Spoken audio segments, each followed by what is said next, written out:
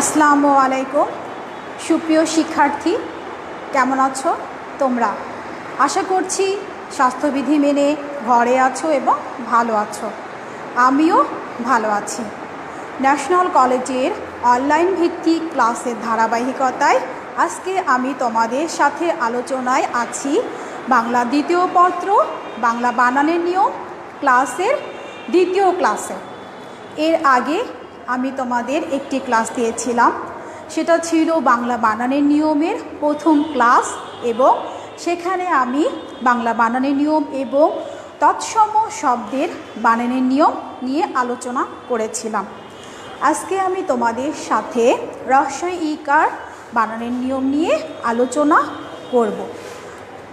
আলোচনার আগে সুপ্রিয় শিক্ষার্থী, তোমরা খাতা এবং কলম নিয়ে তৈরি হয়ে যাও এবং তোমরা খাতায় অবশ্যই প্রত্যেকটি নিয়ম লিখে নেবে, কারণ তোমাদের বাংলা ব্যাকরণ অংশে 30 নম্বরের যে প্রশ্নগুলো থাকে সেখানে দ্বিতীয় অধ্যায় হচ্ছে বাংলা বানানের নিয়ম, এবং এই বাংলা বানানের নিয়মের বর্ণনামূলক প্রশ্ন থাকে একটি এবং অথবা থাকে নির্ণয়মূলক প্রশ্ন। তোমাদেরকে আজকে আমি বর্ণনামূলক প্রশ্নটা নিয়েই আলোচনা করব। ঠিক আছে সুপ্রিয় শিক্ষার্থী, তোমরা বোর্ডের দিকে লক্ষ্য করো এবং খাতা নিয়ে তৈরি হয়ে যাও। আজকে আমার আলোচনার বিষয় হচ্ছে বাংলা দ্বিতীয় পত্রের বাংলা বানানের নিয়মের রস্বই ইকার বানানের নিয়ম, অর্থাৎ রস্বই ইকার কোথায় কোথায় আমরা ব্যবহার করব সেই নিয়মটা নিয়েই আজকে আমি তোমাদের সাথে আলোচনা করব। আচ্ছা, প্রথম একটি নিয়ম দেখো। প্রথম একটি নিয়ম আমি লিখেছি আনি, আলি, আড়ি, আমি, উনি, আবলি। আবার লক্ষ্য করো আনি, আলি, আড়ি, আমি, উনি, আবলি ইত্যাদি। ইত্যাদি কি? প্রত্যয়। প্রত্যয়যুক্ত শব্দে রস্বই ইকার ব্যবহার হবে। ইত্যাদি প্রত্যয়যুক্ত শব্দে রস্বই ইকার ব্যবহার হবে।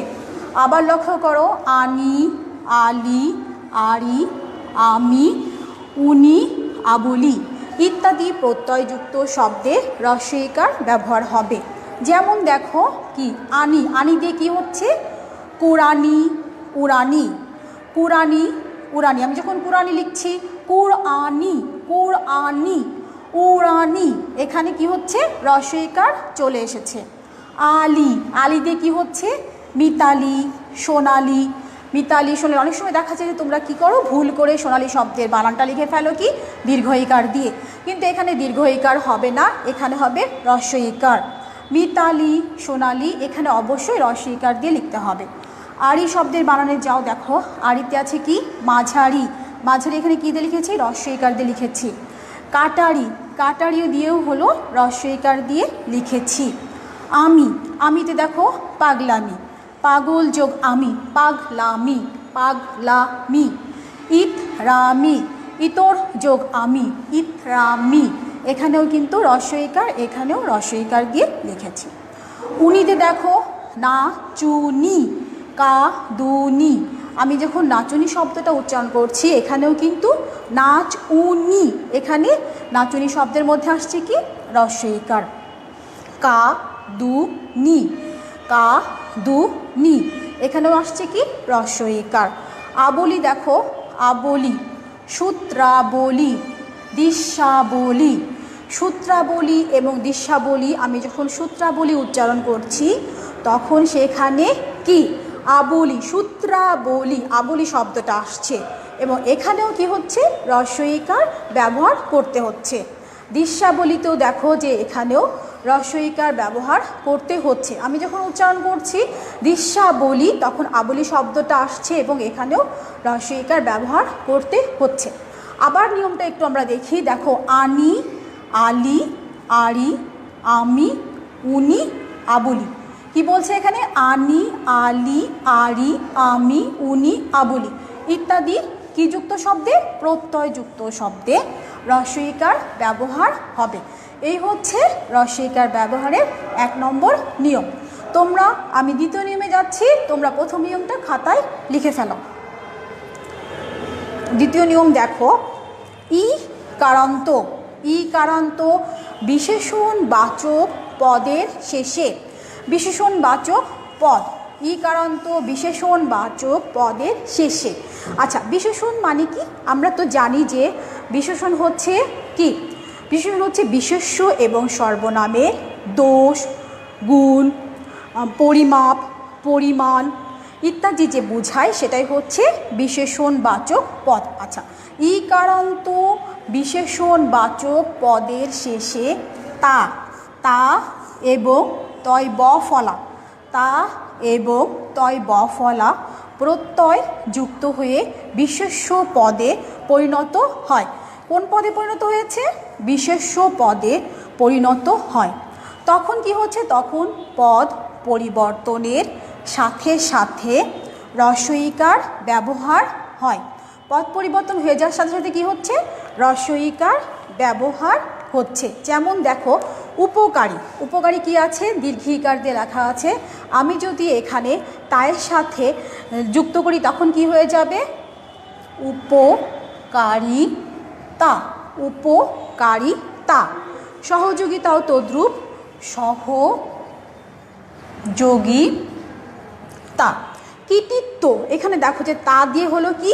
উপকারিতা এবং সহযোগিতা, এবং তয় ব ফলা দিয়ে হচ্ছে কি? কৃতিত্ব, কৃতিত্ব। এখানে হয়ে যাবে কি? কয়রি তয়সি তয় ব ফলা, কৃতিত্ব। তদ্রূপ দেখো, দায়ী, আমি যদি লিখি দায়ী, দায়ী যোগ তয় ব ফলা তখন কি হবে? দায়িত্ব, দায়িত্ব। ওরকম আরেকটা লিখতে পারি আমি, মন্ত্রী, মন্ত্রী, মন্ত্রী যোগ তয় ব ফলা সমান মন্ত্রিত্ব। তাহলে নিয়মটাতে আমি আবার যাচ্ছি। দেখো, দ্বিতীয় নিয়মে কি আছে? দ্বিতীয় নিয়মে দীর্ঘ ই কারান্ত বিশেষণ বাচক পদের শেষে, লক্ষ্য করো শিক্ষার্থীরা, দীর্ঘ ই কারান্ত বিশেষণ বাচক পদের শেষে তা এবং তয় ব ফলা প্রত্যয় যুক্ত হয়ে বিশেষ্য পদে পরিণত হয়। তখন পদ পরিবর্তনের সাথে সাথে রস্বইকার ব্যবহার হয়। যেমন এখানে দেখো যে ই কারান্ত, দীর্ঘ ই কারান্ত বিশেষণ বাচক পদ, উপকারী যোগ তা, উপকারীর সাথে আমি তা যোগ করে হয়েছে কি? উপকারিতা। এটা পদ পরিবর্তনের সাথে সাথে রস্বইকার হয়ে গিয়েছে। তদ্রূপ সহযোগী যোগ তা, সহযোগিতাতেও একইভাবে, যে সহযোগী যখন আমি লিখেছি তখন লিখেছি দীর্ঘ ইকার দিয়ে, এবং সেটা যখন পদ পরিবর্তন হয়ে গিয়েছে তখন হয়েছে কি? সহযোগিতা। ঠিক একইভাবে কৃতিত্ব, কৃতি যোগ তয় বয় ফলা যখন আমি লিখলাম দীর্ঘিকার দিয়ে লিখেছি, পদ পরিবর্তনের ফলে হয়েছে কি? রস্বইকার হয়ে গিয়েছে। দেখো, কৃতিত্ব। তদ্রূপ দায়িত্ব, যখন আমি লিখেছি দীর্ঘ ইকার দিয়ে, তার সাথে তয় ব ফলা, তয় ব ফলা প্রত্যয় যুক্ত হয়ে গিয়েছে কি? দায়িত্ব। পরে পদ পরিবর্তনের ফলে হয়েছে কি? রস্বইকার দিয়ে দায়িত্ব। তদ্রূপ মন্ত্রী যোগ তয় ব ফলা, মন্ত্রীর সাথে তয় ব ফলা প্রত্যয় যুক্ত হয়েছে, দীর্ঘ ইকার দিয়ে প্রথমে হয়েছিল, পরে পদ পরিবর্তনের ফলে হয়েছে কি? মন্ত্রিত্ব। প্রিয় শিক্ষার্থী, তোমরা আশা করি এই দুইটা নিয়ম লিখে নাও। আমি পরবর্তী নিয়মে চলে যাচ্ছি।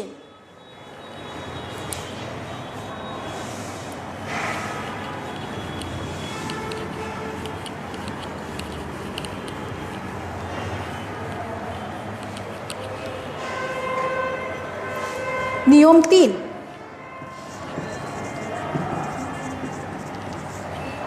নিয়ম 3-এ দেখো, নিয়ম 3-এ দেখো, পেশা, জাতি ও ভাষাবাচক, পেশা জাতীয় ভাষাবাচক শব্দে, পেশা জাতীয় ভাষাবাচক শব্দে রস্ব ইকার ব্যবহার করতে হবে। যেমন যেমন দেখো, পেশা, পেশা হতে পারে কেরানি, চুড়ি, দারোয়ানি, দোকানদারি ইত্যাদি। তারপরে দেখো জাতি, বাঙালি, ভুটানি, নেপালি, ইরানি ইত্যাদি। আরেকটি দেখো ভাষা, ভাষাতে হতে পারে ইংরেজি,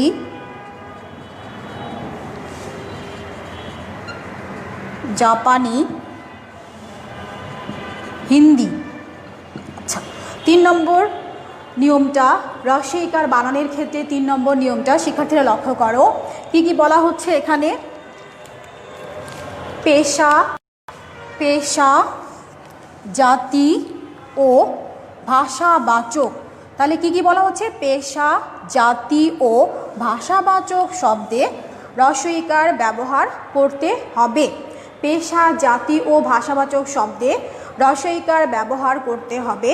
যেমন পেশা যদি ধরি কেরানি, চুড়ি, দারোয়ানি, দোকানদারি ইত্যাদি পেশার মধ্যে আমরা কি দিয়ে লিখব? রস্বইকার দিয়ে লিখব। জাতিতে কি হতে পারে? জাতিতে বাঙালি জাতি রস্বইকার দিয়ে অবশ্যই লিখব, দীর্ঘইকার এখানে হবে না। ভুটানি এখানেও রস্বইকার দিয়ে লিখব, নেপালি এখানেও রস্বইকার, ইরানি এখানেও রস্বইকার দিয়ে লিখব, এখানে দীর্ঘইকার হবে না। ভাষাতে দেখো ইংরেজি, জাপানি, হিন্দি ইত্যাদি ভাষাতেও কী দিয়ে লিখেছি? রস্বইকার দিয়ে লিখেছি। ঠিক আছে, তাহলে তোমরা 1 নম্বর, 2 নম্বর, 3 নম্বর নিয়ম, 3 নম্বর নিয়মটাও লিখে নাও।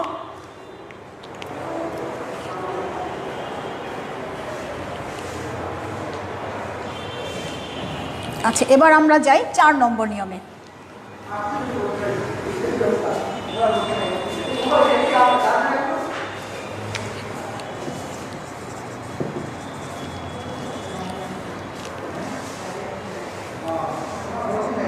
চার নম্বর নিয়মে দেখো স্ত্রীবাচক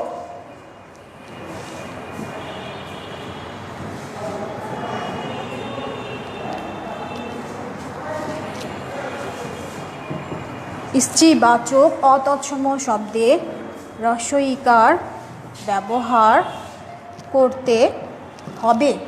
স্ত্রীবাচক অতৎসম শব্দে রস্বইকার ব্যবহার করতে হবে।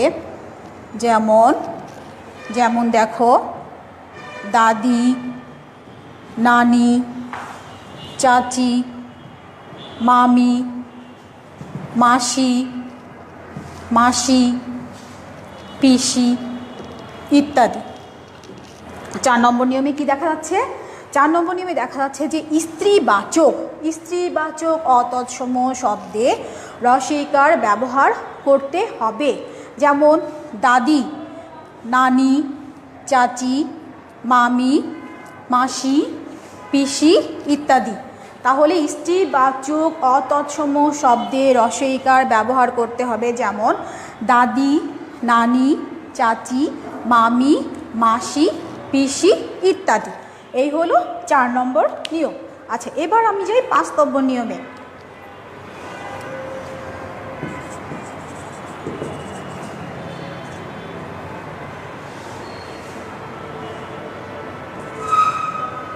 পাঁচ নম্বর নিয়মে দেখো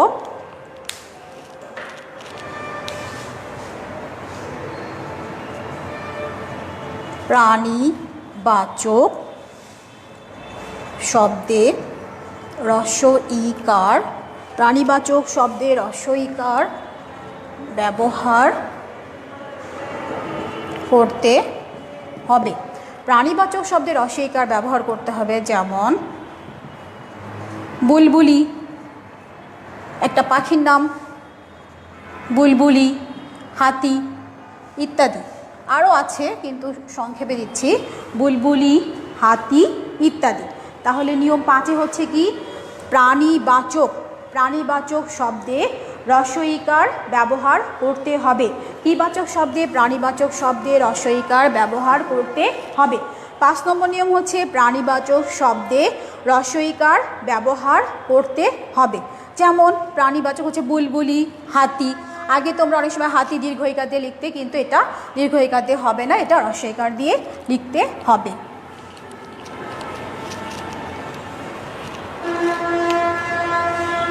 নিয়ম 6 দেখো, নিয়ম 6 দেখো,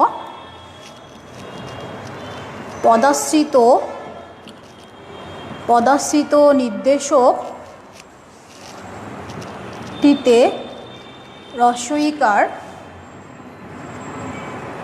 দিয়ে লিখতে হবে।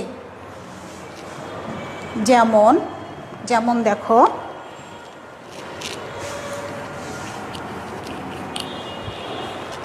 যেমন ছেলেটি, কলমটি, বইটি, লোকটি। 6 নম্বর নিয়মে কি আছে?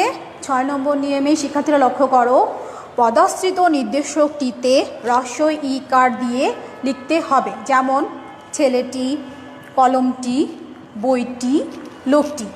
আবার দেখো, পদাশ্রিত নির্দেশকটিতে রস্বইকার দিয়ে লিখতে হবে। যেমন ছেলেটি, কলমটি, বইটি, লোকটি। আচ্ছা, নিয়ম 7,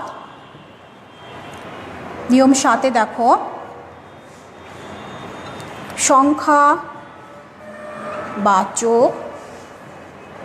শব্দে রস্বইকার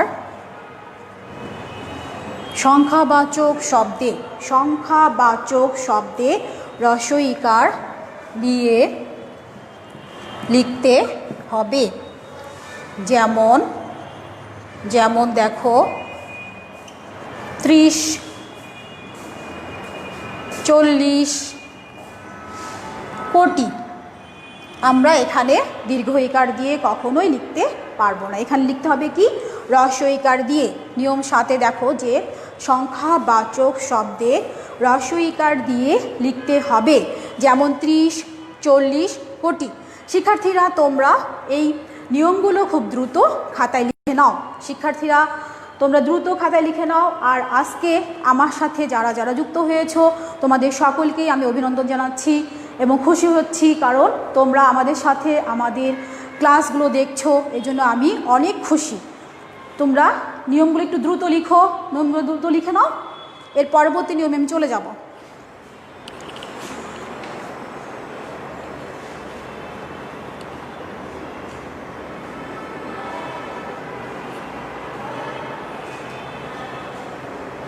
লেখা শেষ? ঠিক আছে, এবার আমি আরেকটি নিয়ম লিখি।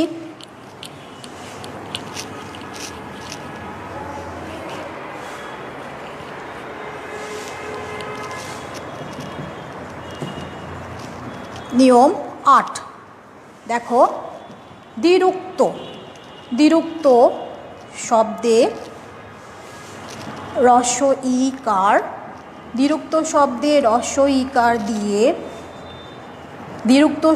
রস্বইকার দিয়ে লিখতে হবে। যেমন দেখো,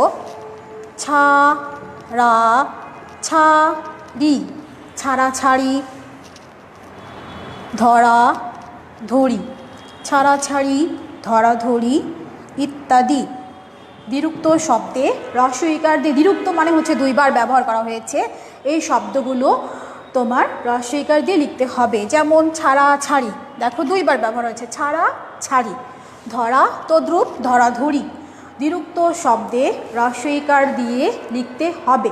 যেমন ছাড়াছাড়ি, ধরাধরি ইত্যাদি।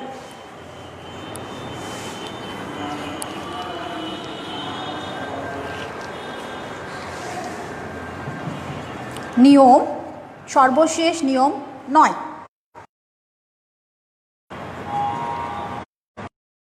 ক্রিয়াবাচক শব্দে ক্রিয়াবাচক শব্দেও হ্রস্ব ইকার দিয়ে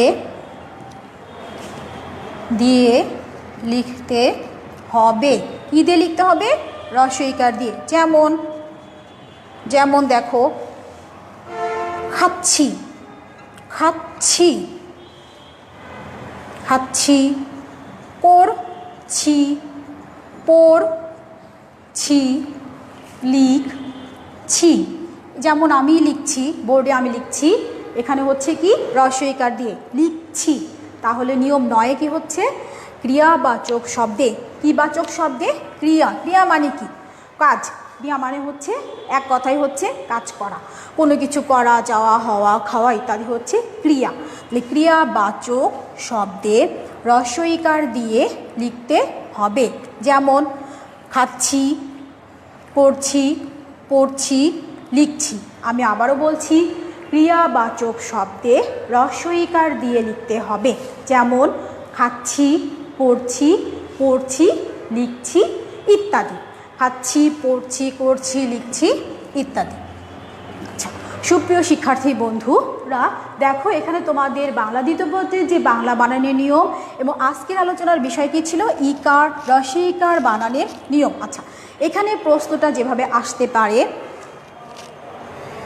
তোমাদের যদি লেখা শেষ হয়ে যায় আমি বোর্ডটা মুছে ফেলছি, এবং দেখো প্রশ্নটা যেভাবে আসে, তোমাদের বোর্ডে যেভাবে প্রশ্নটা আসে,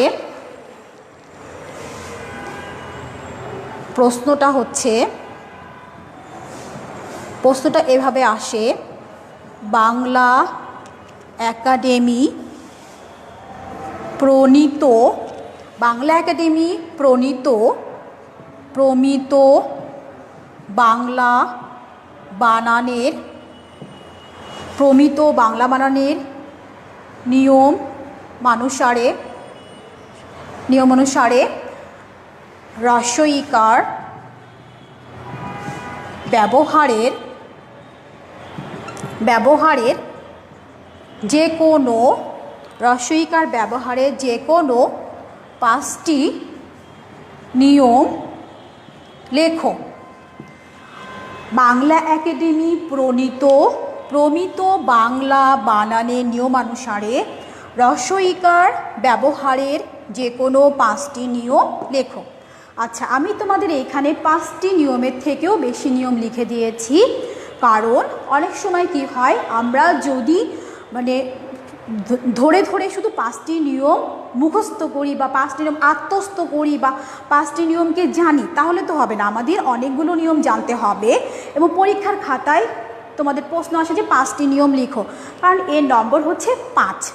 আর 5টি নিয়মের সাথে আরেকটা কথা আমি তোমাদেরকে বলে রাখি যে শুধু নিয়মের যে সূত্র বা যে সংজ্ঞাটা সেটা লিখলে হবে না, এখানে তোমাদের উদাহরণেও কিন্তু অনেকগুলো মার্কস আছে।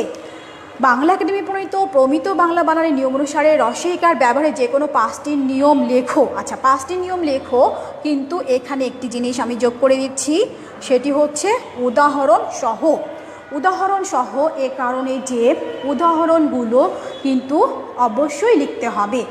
উদাহরণগুলো লিখলে মার্কসটা তোমাদের যেখানে হচ্ছে সংজ্ঞার সাথে উদাহরণটা যোগ করেই কিন্তু নম্বরটা যোগ করা হয়। আর এখানে 5 নম্বর, যেহেতু 5 নম্বরে তোমাকে 5-এ 5 পেতে হলে অবশ্যই তোমার এখানে উদাহরণটা অবশ্যই লিখতে হবে। আশা করছি তোমরা খাতায় সবগুলো নিয়মই লিখে নিয়েছো। আর তোমাদের যদি কোনো কিছু সমস্যা থাকে, বুঝতে না পারো, সেটা তুমি আমাকে কমেন্টস বক্সে অবশ্যই জানাবে। আর বাংলা বানানের নিয়মের এটা আমার দ্বিতীয় ক্লাস। পরবর্তী ক্লাসে আমি তোমাদেরকে অতৎসম শব্দের বানানের যে নিয়মটা আছে সেটা নিয়ে আলোচনা করব। আর তোমরা কোনো কিছু সমস্যা হলে আমাকে অবশ্যই জানাবে, কমেন্টস বক্সে তোমরা লিখবে। আর আজকে আমার ক্লাস এ পর্যন্তই।